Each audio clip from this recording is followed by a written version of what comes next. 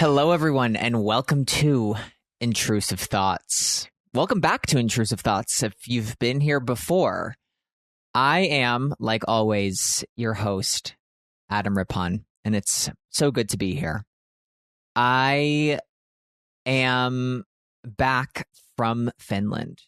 So the last time I recorded an episode of this podcast, I was recording it literally fresh off of the plane, which was an insane thing for me to do. And I did think like, oh my God, I'm going to record so many podcast episodes here. And I didn't at all. And I really thought that like, oh my God, this will be so beautiful because I'll have this beautiful background. If you watch the podcast, you know that the background of where I was recording at the cottage, my husband built a cottage in Finland. And that's where I was staying with him. Imagine I'm like, we're just like not going to see each other. No, I was staying at the cottage. But the background's like so beautiful, so much nature. And I was like, oh my God, I'll record so many episodes here. And just recorded one in a complete blackout. But you know what? So be it. I'm going to say this. When I traveled to Europe, the continent of Europe, I will be honest, and I feel like I figured it out, an old trick that I hadn't used in a while, in a long time, to overcome jet lag. And I think the best way to overcome jet lag is extreme and almost dangerous exhaustion. And how does one achieve this level of danger? You don't sleep a wink on the plane. You don't close those eyeballs one time.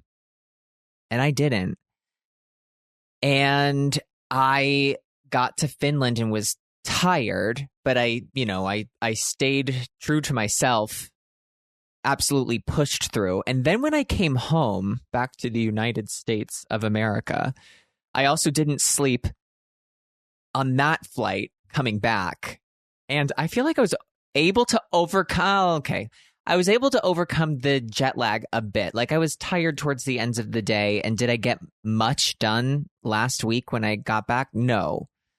In fact, I was supposed to record another episode of the podcast, to bank them, just in case like something comes up, like we've got something like in storage. Didn't do that. And that's on me. But I was overcoming extreme health dangers I put myself into, but I wasn't jet lagged. Now that I'm saying it out loud, I guess I was. Just didn't feel like it. And I just didn't sleep on the plane. Another thing I want to bring up, and this is about the background of where I'm recording right now. And I want you to know that there was one point when somebody from Podcast One, we love our family at Podcast One, said, hey, maybe you want to get like a background so that like a sheet or something for the background. And I said, let's just keep it like raw, right? Like I am where I am and I am who I am. So let's just like make it what it is. And I have a little screen in front of me that's showing me what is behind me. And I'm realizing now that the background of where I record is getting uglier and fucking uglier. So just to paint you a picture, I'm looking right now. Right now behind me, my dog is cleaning himself, right? That's one thing. He doesn't do that all the time. He usually just sleeps. Like he looks like the pieces of pork when you go to a butcher, like the poster. He sleeps like that. Except for right now when he is cleaning himself, like I said. But also now I've installed a new thing. I record in my office when I'm home. And in my office, in the like scenario, not the scenario, in the scene, how about that? In the scene of which I record, good night, everyone, I am sitting and like angled so that, because like right behind me is, you can see like I have mirrors, like I have mirrored closet doors, because this is like a half office, half closet. I know, ingenuity at its finest. But so you can see, like, behind me, there's the door to this office.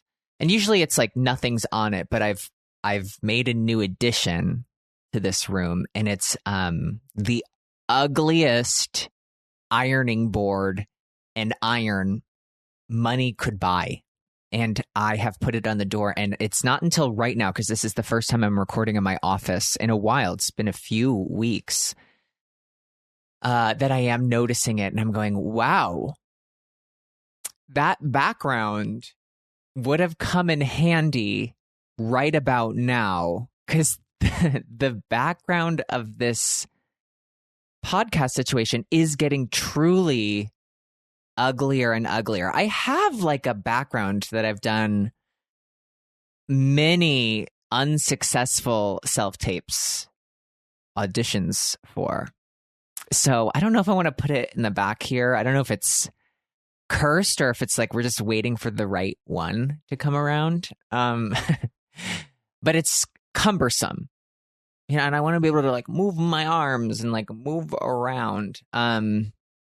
So yeah, I don't know. We're gonna wait on that. We'll see. Another thing. So in Finland, to go back to being in Finland, one of my favorite things about being in Finland is that my in-laws will always know that I'm there, even if no one tells them that I am there.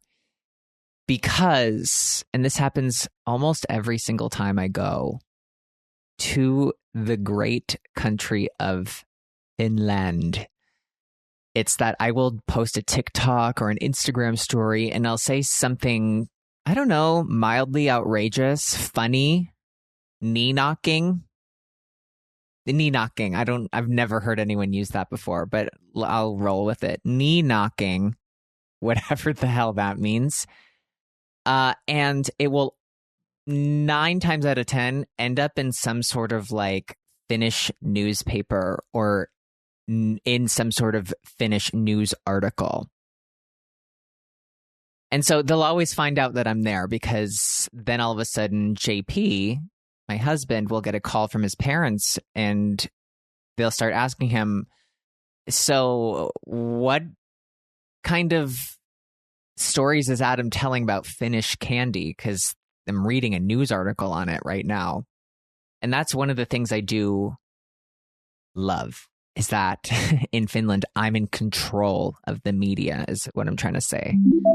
I think that's funny. I think it's cute. What else? I want you to listen to my voice as I move on to the next subject. And I want you to hear me, and I want to ask the audience, does this sound like the voice of a free man? It should, because I have mentioned on this podcast before that I was at the time a member of the gym Equinox. And I also, while mentioning that I was a member of this gym, said that I also did hate it and that it was quite expensive. It was like north of $200, $250. Like it was a lot. And the location that I was going to it was not worth it at all. Okay. And I did say in this episode of when I was talking about it that anytime I would get an email to send a review, I would write a scathing review, hoping that it would get to the CEO. Most likely never did. But I'm asking if I sound free because I have canceled that membership and the shackles are off. And I'm a free agent.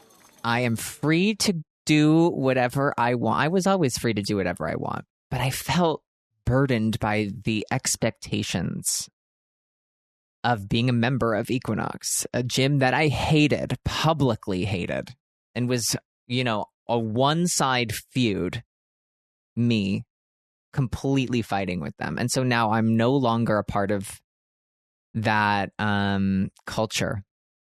I'm not a part of that culture. I don't identify with that culture. And so I'm kind of on the hunt for like a gym alternative, a different one. I don't know. I don't really know what to do. There's like some sort of like, this is what I don't want to do. I'll tell you. I think going to like workout classes is a good idea. Okay. I think that going to the workout classes works for a lot of people. And I think that it could work for me. But the one thing I really don't want to do is a HIIT class. Okay. I would just like to do some sort of like, there is no sort of like weight training group class sort of thing that's like not a CrossFit sort of venture, which I absolutely refused to do. And if you're a CrossFitter, that is incredible. But you're going to have to keep doing that on your own because I'm not joining you. Not anytime soon or while I have free will. I'm not doing that. So I'm trying to think of something because I was thinking like Pilates, right? Like that could be fun and like make me strong. But there's like, I don't know. I just haven't done it in a long time. I'm scared. And there's one place around me that does like group classes. I'm like, awesome. And they're like, it's Pilates with treadmill. And I'm like, why did the treadmill have to get involved? Like, why couldn't we just stay on the reformer and, hook our knees up and ankles up to the straps and stuff? Do we really have to like get on the treadmill? I don't want to do that. But I guess that is sort of like, the idea of exercise is you have to do things you don't want to do. I just don't want to do like a HIIT class. I don't know. I really have to think. I've thought of like maybe looking to see if I could take like boxing classes. Wouldn't that be fun if I knew how to box? I think so. I think that could be interesting. I think Pilates. I really want to do like Pilates. I think like that's really where it's at. I don't know why. I'm just like really feeling that I want to take Pilates and I just don't want to do it like in our signature HIIT class. Like I don't want to do that version of it. I just want to like take a breath, right? Do the Pilates. So I'm still trying to think. I'm still trying to like brainstorm what to do next because there's not a like regular schmegular gym around me that I'm really interested in joining. I'm not. That's not for me. I've realized it's not for me. And I don't know if it ever will be. Like, I'm not like let's just like walk in here and like do whatever we want. Like, I need a bit of structure. And I think that that's good that I've learned that about myself, that I need that structure. Anyway, let's get to a text message. I've just been going on and on and on. Let's get to a text message. All right. Our first one. Hi, longtime fan here. Your notebook series from a million years ago remains one of my all-time favorite things ever posted online. Truly iconic. I think of you every time I see a notebook, which is, I'm going to pause, incredible. Yeah, people see notebooks everywhere. And to be a person that comes top of mind when you see a notebook that is true influence. Okay. And if it's not a multiple 5-star multi-subject, okay, here, I'll start that over. And if it's not a multiple subject 5-star notebook, I feel a little annoyed inside. Anyway, I'm a teacher and it's back to school season, aka prime notebook time. So naturally had to ask, is it time for a refreshed take on notebook superiority? Do you still stand by your original choices, or has a newer product emerged to steal your heart? One more question. I too love my Owala. I love mine too. Mine's on the floor because, again, like in the background, I don't need something the size of like a pipe bomb and then an iron. Like as quickly as this podcast got picked up by a network, it will get dropped. So I do feel like in a way I'm on thin ice. Back to the Owala. I too love my Awala, but I'm not really a covered in chaotic inspirational stickers kind of person. However, I would proudly slap on a sticker that says, I gotta get these OZs into the BODY, or can't do nothing about it. Any plans for podcast merch? Incredible segue. Love, love, love the podcast. I am not exaggerating when I am not exaggerating when I say I almost had to pull over during the Emilio poopy drug test story because I was laughing so hard. It nearly took me out. There's a lot of crazy in the world right now, and having intrusive thoughts to escape into, even for just an hour, is such a gift. Thanks for making us laugh. No, thank you for writing a text message and making me laugh. Plans for merch? Not in the immediate future, but we've got to do. I mean, everybody needs merch. Everybody needs quoted sweatshirts, right? There's not enough of them in the world. And I feel like I should add into the world. Okay, stickers. No. I'm not a stickers person. It can be done well, right? But you've got to fully commit to the bit. It's like you have to go all in. I'm not like a put one on there because it's just, I don't know. No. And also, okay, you're not a cover it in stickers kind of person, but you do want to put in, I gotta get these OZs into the BODY. Sounds like someone's been eyeing something on Etsy for a minute, and it feels like it's in the cart. Just get it. Just get it. You want to do it. I know you want to do it. There's one thing about, this is like now popping into my mind that it like blows my mind every time, that if you get an Apple product, there's usually that like white Apple sticker inside the product. The people who do put that sticker on something, sometimes they'll even put it onto the product, should be clinically studied, I believe. That's a crazy sticker to use. Just, I'm putting that out there. Putting it, sometimes people put it on the laptop if they buy a laptop. I've seen it on a water bottle, and I don't know I think if you're going to decorate with stickers, they need to have some sort of like meaning or feeling or like something behind them, right? That there's no style or flair to that one. I'm just saying I'd rather go with the OZs into the BODY. So I just think we got to go with something that has a little bit of flair. I'd love to go back and forth between texts and voices. Oh, God. Cut that out. Voices. Texts. Maybe I need to think of like the difference between the. Do you know what I'm trying to say, everyone? I'm trying to think of like, what's a cute thing to say about a text message? What's a cute thing to say about a voicemail? But maybe when you're 35, you should not be so concerned about being cute. I pass out. All right, let's go to a voicemail, as I've said. Please leave your message after the tone. Hi, Adam. We're calling in. Just finished from nipple to knee. And so my thoughts. So you were on this, gotten yourself off, compete like professionally anymore. Why didn't you just like cancel? Because you said something about, you know, if you're there, it's like 3 no-shows is like a failed test. So it would be like 1 no for you. And why not have just done that instead of pooping in front of Emilio? Like, I feel like you're not competing anymore at that point. Why didn't you just think, you know what? I'm going to tell him, sorry, I can't today. Bye. Okay.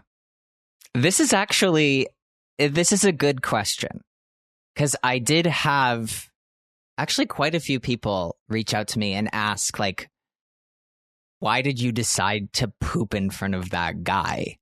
Right? They phrased it differently. I'm phrasing it that way. So to just give a bit of background, in another episode, I told the story of how one time I had to take a random drug test for when I was competing, and I already had like finished competing. I just had not taken myself out of like the drug testing pool, which meant that I could still be up for elimination. No, I could still be up for like a random drug test. And so basically, to make a long story short, I had the agent come to my house, and you have to pee in front of the agent. Famously, it's like a nipple to knee. You need to like have that exposed so they can see that it's like not a fake, that you're creating the sample in front of them. And I came to a point, a fork in the road, you might say. And that fork, when it's either you're going to poop in front of this guy, because it was like I could feel that like I had to take diarrhea, or you're going to be the first person to turn poop into pee. Mentally and physically, kind of poof, like mentally changing it from one exit to the other, which like doesn't exist and isn't possible. So you're either gonna, this will be your first miracle towards beatification, or you were gonna have to take a shit in front of this person who you've kind of known not well, but intimately for the past few years, my doping agent. And so I did take a shit. Sorry, whatever.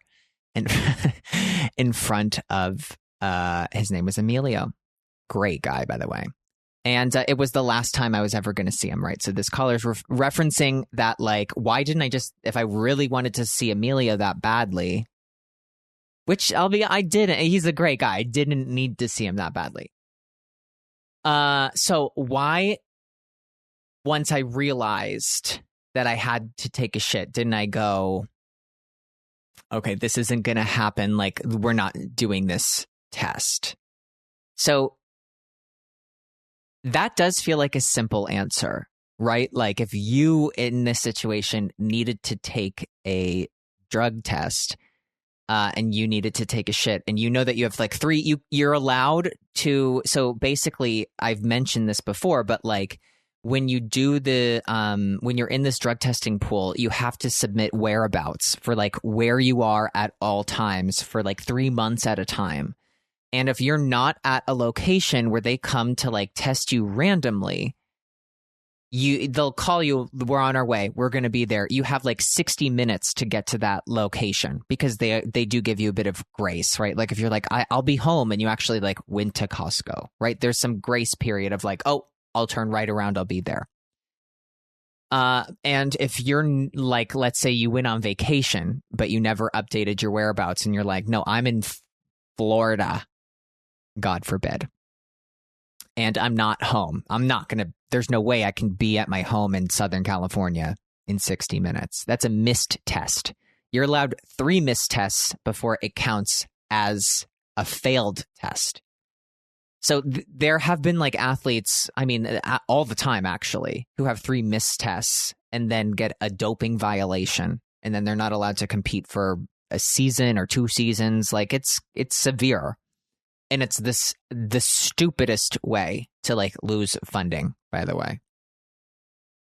And so why didn't in the moment? So then, you don't know you have to poop before you have to poop, right? So when I realized that I needed to take this test, I made sure that I was on my way home. We met each other like at the same time where I was living. And, I didn't need to pee at the time. So it was like drinking water. Actually, Gatorade, actually, which got me 0 Gatorade frost flavor. Delicious. And so I'm just giving you back. If you know the story, you know it. Let's relive it together. Come on. Let's do it one more time. Encore. And so I basically guzzled like 3 Gatorade Zeros, and instead of turning to pee, it turned to diarrhea and pee. And one more time for the people in the back, diarrhea. So when I realized that, and again, like I mentioned, when you do this test in front of someone, you have to have nipple to knee exposed. So there's a few things that people have asked me that will go along with this. That feels like a violation of privacy. Yeah, I agree with you, right? You don't ever want to be standing in front of someone with your shirt under your armpits and your knees around your ankles, your pants around your knees, right? Like, you don't want that.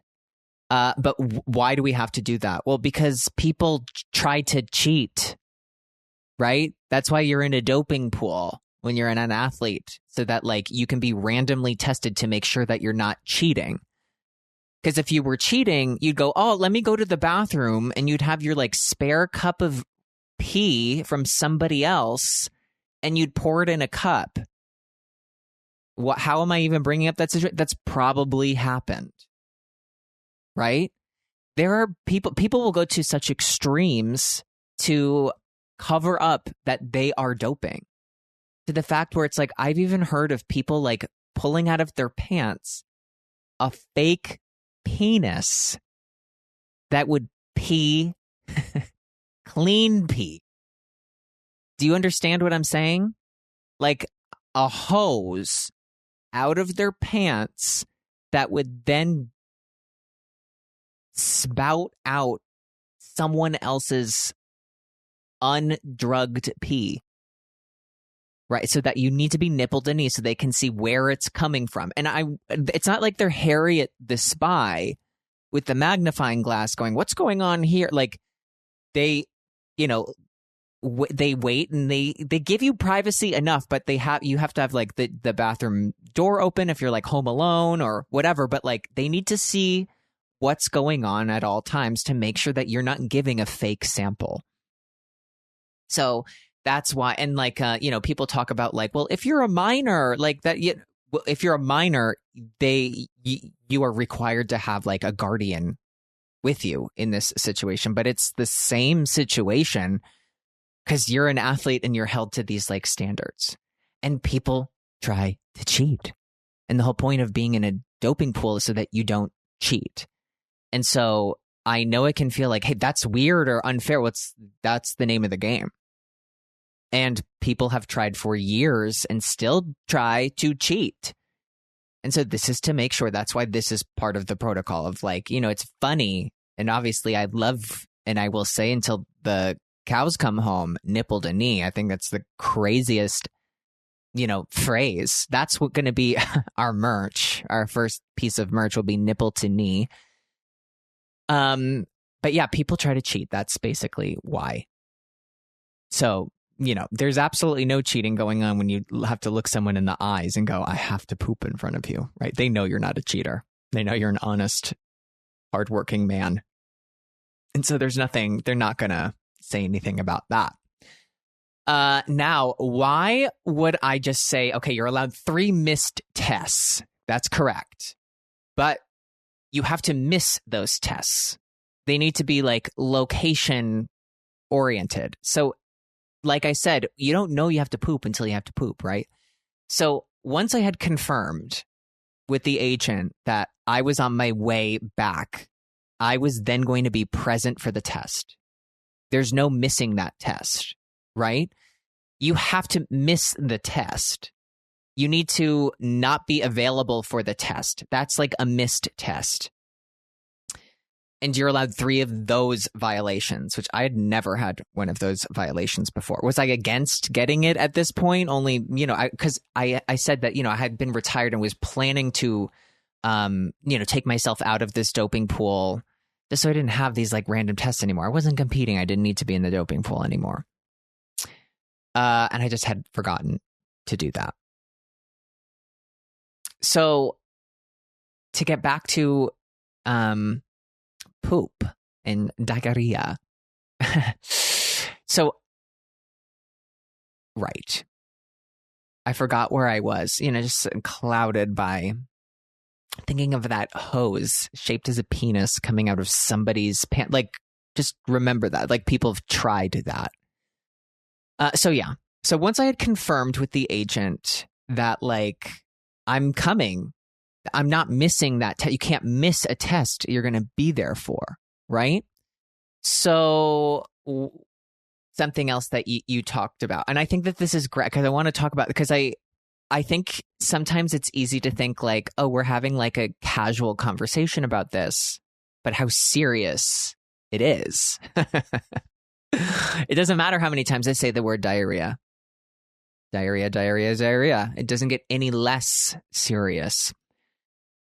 So, there's no missing that test. Now, let's say it's like, okay, you're going to be retired anyway. Who cares? So let's say we do what you said to do. And I go, all right, I'm not doing this. I have to poop. I'm not competing anymore. Like, I'm going to take this one and like, sorry, like, we're not doing it. Okay. Well, then what does that look like? That looks like I've refused the drug test. So what will show up is that I refused to take a drug test. And and that would show up on like my record, correct? Because that's a violation. You can't refuse a drug test. That's the same as like a failed test, is refusing to take one. So why would you refuse to take a drug test? Right? In this one situation, it's because you have to go diarrhea. But in 99% of the other ones, it's because you're on drugs. Right? And so I had to follow through with that test, because it doesn't matter if I know and you know that it's because I had to poop, right? What will then come out is that like Adam Rippon refuses to take drug test. And I could, be Jerry Seinfeld doing stand up at like the comedy shop every night going, whatever. But the history books will go, you refuse to test. You would only refuse a test if you were on drugs and you were cheating. Doesn't matter if I was going to retire or not. I still had an obligation as a clean athlete to take that test. So you're right, where it's like, why do I need to do this? And I could have just called him and gotten a coffee. But the implications are like way more than that. It's like you've refused the test, which is, you just have to think. If it shows up that you've refused a test and somebody said this person refused to take a drug test, what would you think? And so that's why I was never going to refuse that test. And I'd rather take a diarrhea in front of everyone who listens to this, than refuse a drug test. And that's how serious I am about being clean. Because I'll also say this, there's another athlete that I'm thinking of right now who was basically retired in the same situation, and like a doping agent came to their place late at night and they said, can we just reschedule and like do it later? And what ended up happening was like, I guess it all seemed like all good at the time. But then what ended up coming out was that that person refused a test. And so, like it just shows up on your record as like you refused a test. And then that gets out and that turns into a big talking point.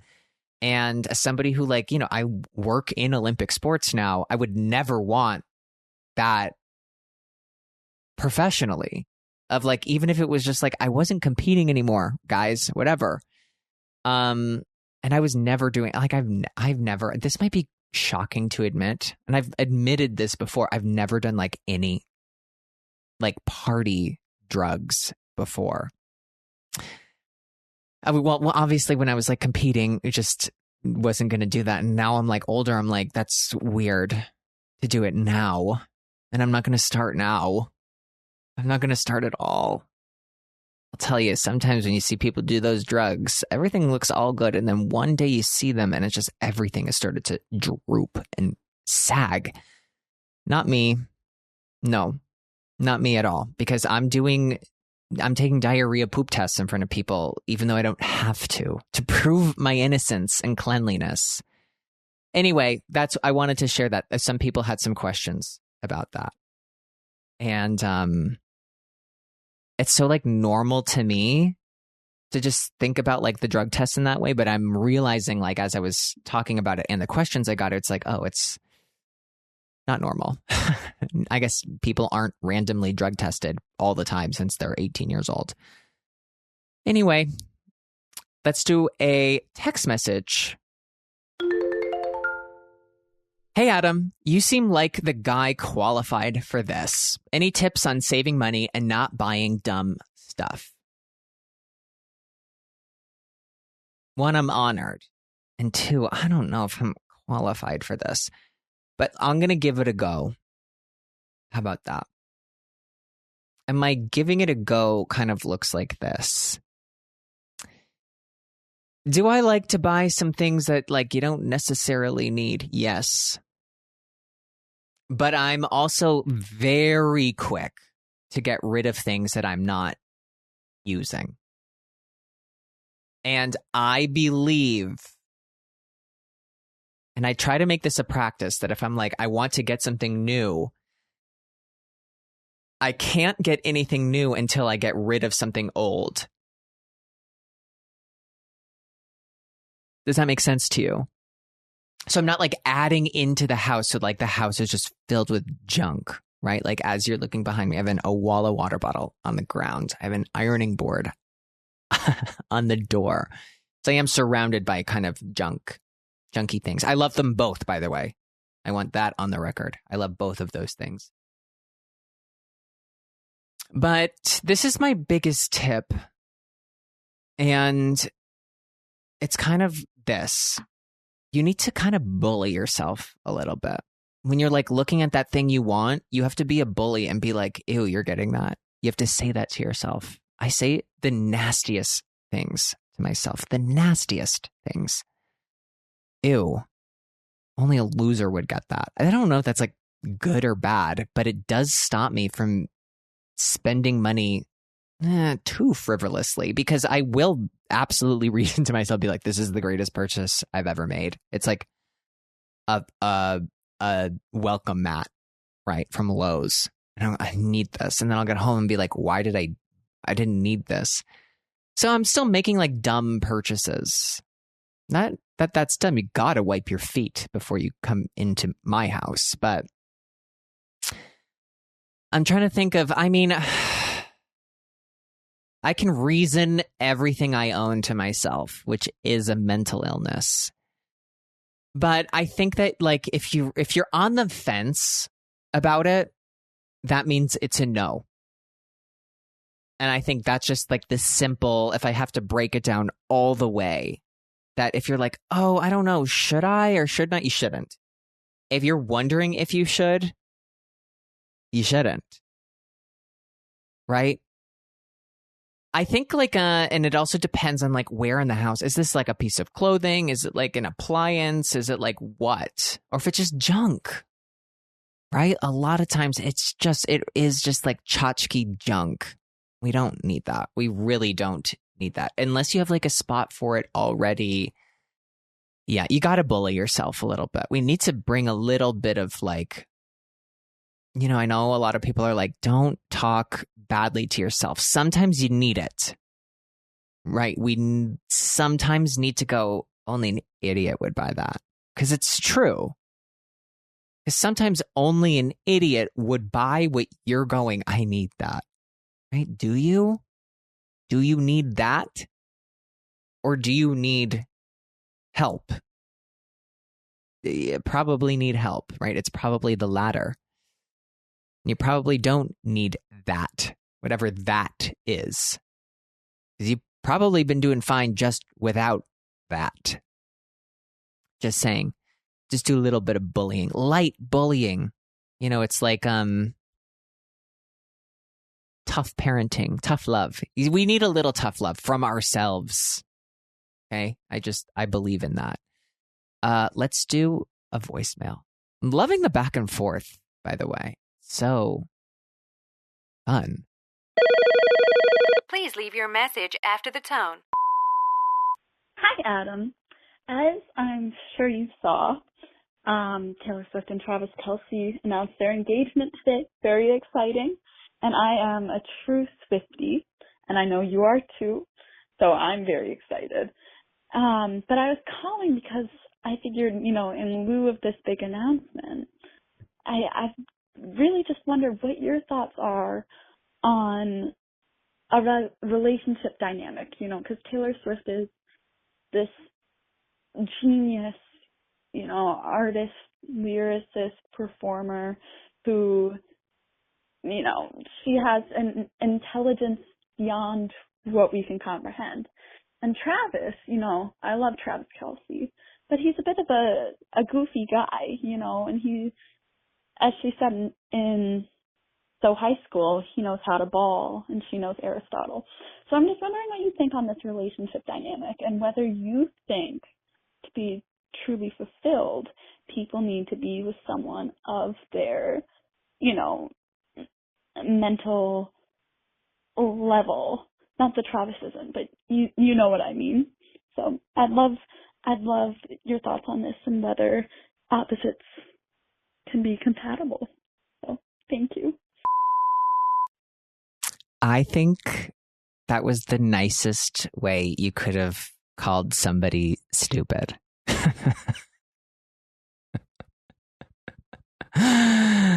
Okay.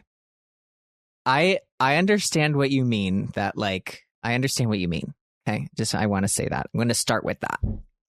And I'm also going to say that let me expand on it. Okay. Expand upon it even.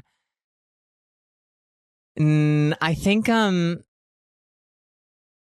Taylor Swift can be very introspective. And she's, a great lyricist, and she obviously is very creative. And then you have somebody like Travis Kelce who, is posting tweets in 2011. I'll just remind everyone, 2011, he loves a girl with a great sense of Homer, HOMER, #+. And yeah, I do remember that because it's really funny. That's very funny to me, which is less learned than writing a song, I guess. Love a girl with a great sense of Homer. Plus, it's incredible. I mean, that's really that is incredible. Now, I understand what you're saying about that dynamic. And that maybe in your mind, it's just Taylor Swift was going to marry somebody who's also a poet and from Reading, Pennsylvania, right? Maybe they were also going to be as philosophical. But I'm going to tell you why I really think this dynamic works so perfectly. I think from many people's perspectives that Taylor Swift is this ultra, and I mean this is true also. I'm acting like this is a lot of people believe she's one of the most famous women on earth. But for many people, it's there's nobody who could be more famous than Taylor Swift. And they love her. They love everything about her. They're huge fans of her. And she is bombarded with people all around her. Not a lot of opportunity for her to do things in public and not be recognized, all of that stuff. And in Taylor Swift's world, that's the world that she lives in, that she is widely recognized. Very much appreciated and respected in her world. Okay. I think a lot of people aren't realizing, I think right? We all know, but in the football world, Travis Kelce is incredibly famous and accomplished, in his own right and in his own way. That I think in a way he can completely relate to the experiences that Taylor has. And I think that he really appreciates that Taylor can relate to the experiences that he has. And I think that is something that's so bonding, because probably the way that they might view the world is very similar because of the similar experiences that they have with fame. right? Which, you know, no matter how you form a song or a tweet or have a good sense of humor, #plus, I think that speaks a lot of volume. I think that speaks. I think that that's such an important part of like the foundation of their relationship is that they understand the way they might perceive different situations, and they can understand and see each other in a way that like other people might not be able to do that or might be intimidated by that. Because I think that, you know, from my perspective, right, this is all from my perspective, but from my perspective, I imagine that like when Travis Kelce sees Taylor Swift perform in a concert, it's amazing. And it's incredible because he gets to see this incredible person do what they do best and be celebrated by millions of people. And it's just so cool and it's so awesome. And I really believe there's like not one single ounce of jealousy or like, how do I get this? Or like, oh my God, like, am I being overshadowed or any sort of ego when he goes into this? And I think that when they're on like the football side of everything, it's like Taylor Swift finally gets to go into a situation where it's like not about her. And I think when everything is like about you, that I like in her world, right? Like it's not just Taylor Swift. Taylor Swift is like the name of a brand at that point because you have so many people involved in like the creatives and this and that. And it's like at the heart of the brand is like the person, but at the forefront is like the image. And when she goes to these like football things, it's like she is the person and it's not about her. It's about what's happening out on the field. It's about someone else. Yes, when she's there, it's a big deal. And there's obviously like a lot of attention and opinions, which I think if your opinion is that like I hate her and she's awful, it's crazy. That's a crazy opinion to have of somebody who's just at a football game. But I think that when she's there, like there's such a dynamic shift that like it must feel really fun and nice to be able to put your energy into somebody else and not have it be about you. And so I think for Travis, it's probably like somebody is coming into that space and they're not like intimidated by it. They're empowered by it. They're excited by it. And also they have their own thing going on. And I think that's really attractive to a lot of people. It's like when your partner has their own thing that they like love and are passionate about. And for the two of them, like they both do what they do at the highest level. And so I think that yeah, like sometimes it can come off as like she's so smart and he's a meathead, but like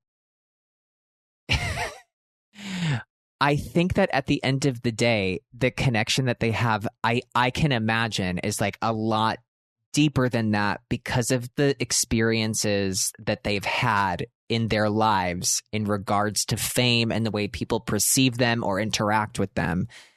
And that maybe for the first time, their partner isn't disillusioned by any of that or thinks anything of it and appreciates the same things that they appreciate, which are like real core values to having like a strong relationship. And so like they might seem like total opposites, but I think there's something so beautiful about the way that they connect in the way that like they're both so famous and so well respected in their each individual like worlds that nobody's trying to get anything out of anybody.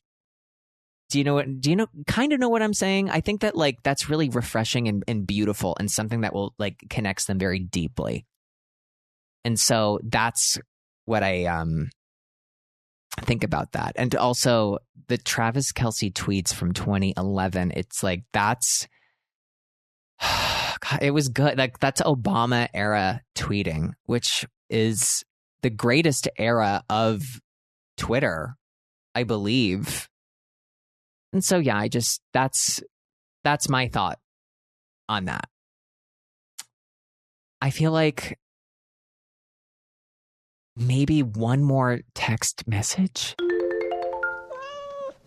I'm lying. We're going to do one more voicemail. Actually, we're going to do maybe two more voicemails because just listen to this. Cut to the voicemail, please. Please leave your message after the tone. This is Maureen in Massachusetts.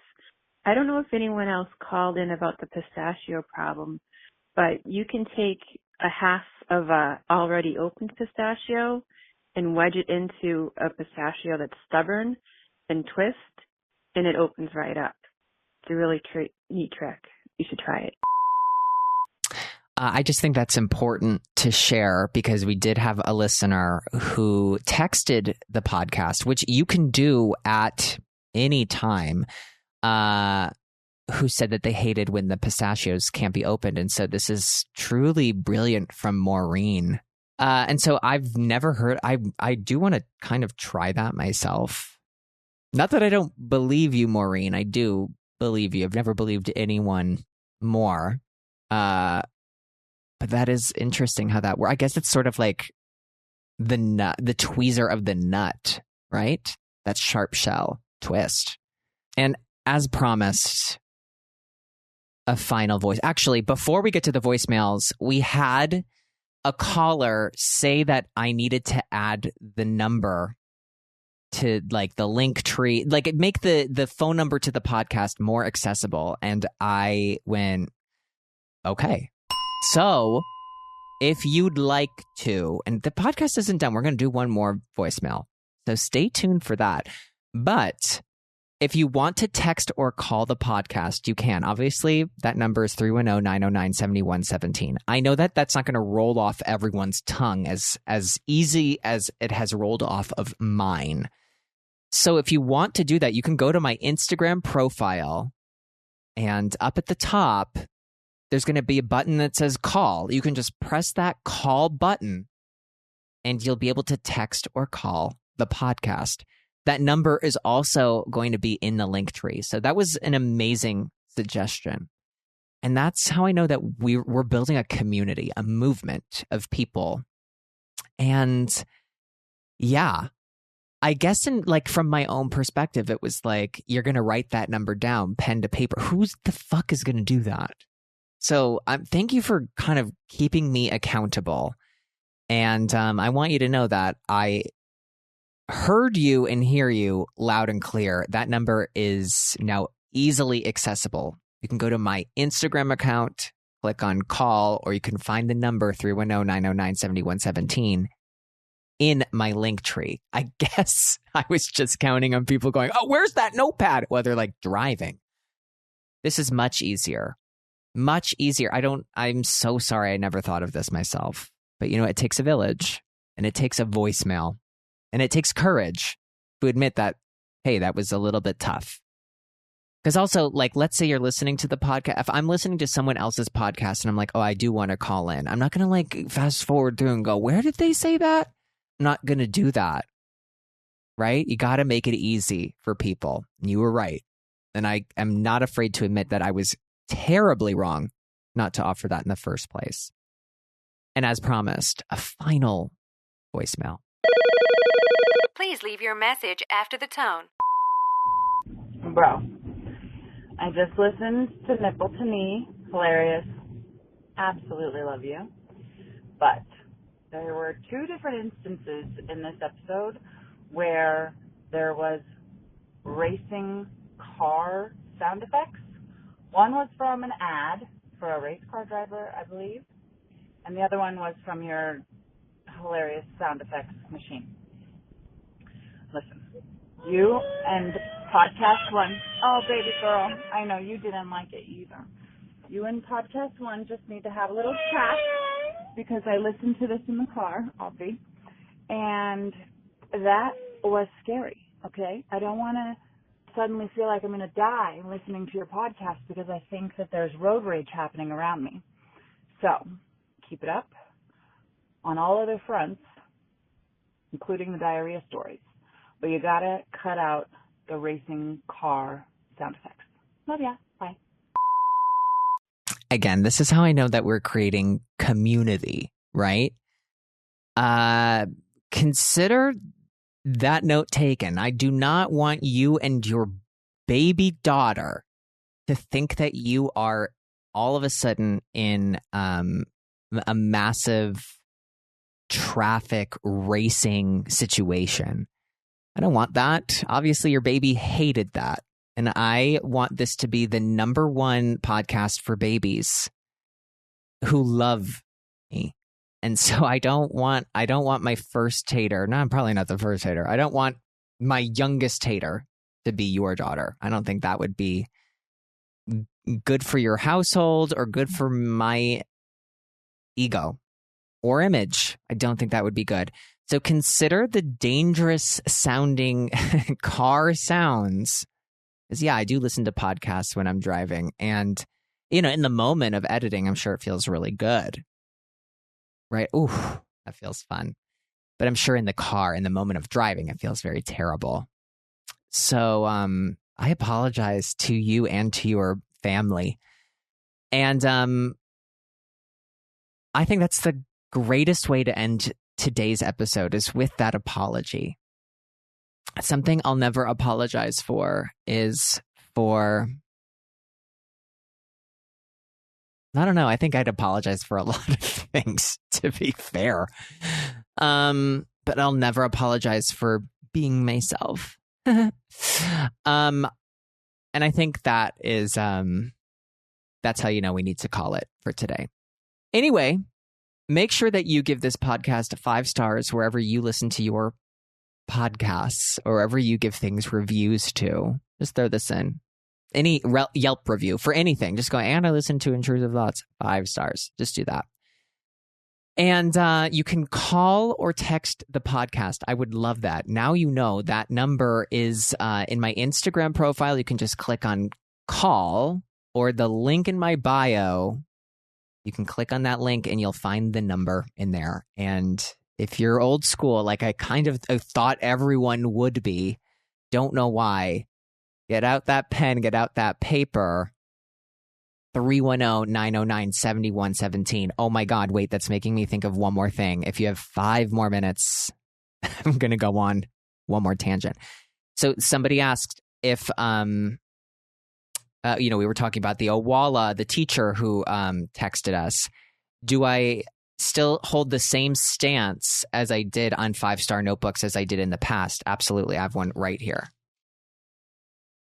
Right here. I take notes while I'm talking because sometimes I forget what I'm saying, which you're going, no shit, really? Yeah, no, I do. Sometimes I absolutely can't remember anything. But yeah, 5-star notebooks, the greatest notebook of all. There's just something about the way the pen hits the paper. There's something the way that a 5-star notebook hit. It's like a 5-star notebook is the best. A 2-subject 5-star notebook is absolutely my favorite notebook of all time. It's never changed. It's been this way for over 10 years. Yeah, and anything else is a piece of shit. I don't know. I don't know if that's true, but I'll go with that. I also have talked on this podcast about my favorite pens. This is my favorite kind of pen, a Uniball Vision Elite. And I didn't realize there was like a community of people. Like I said, we're creating a community. There's also a community of people who rally around the different kinds of pens and paper that they use. And I'll let you know, I used to be really, and I think I've even mentioned this before, we really cover like such trying topics on this podcast. Like should your partner be as intellectually evolved as you are? And also, what kind of pen do you write with? Okay. I used to be a real big, like, Bic, like, $1 for a pack of 3,000, where you'd have to press so hard, like use your whole body weight into it. Loved it for a while, but this Uniball Vision Elite, it just glides. It's beautiful. So my taste in pens has evolved. Notebooks has stayed absolutely true. I just love the little, like, pocket, 2-subject, right? There's a pocket, little folder in the middle. Comes in handy more than you'd think. But yeah, my stance on notebooks has absolutely not changed at all. 5-star, 2-subject, whatever size. This is the one I'm holding in front of me is about the size of my head. Which, yeah, That's all I have to say about that. If you're looking for the perfect notebook, go to, any sort of like school supplies place and look for a notebook that's roughly the size of Adam Rippon's head, me. And that's the perfect one, 2 subject. And now is the perfect time to end it, since I'm asking you to kind of guesstimate the size of my head. I will see you here next week, same time, same place, same Intrusive Thoughts podcast, different thoughts, right? Thoughts are always different. They're always intrusive. Thoughts are different. They're also intrusive. I'll work on that. I'm working on a new tagline for the merch that we have no plans of doing as of right now.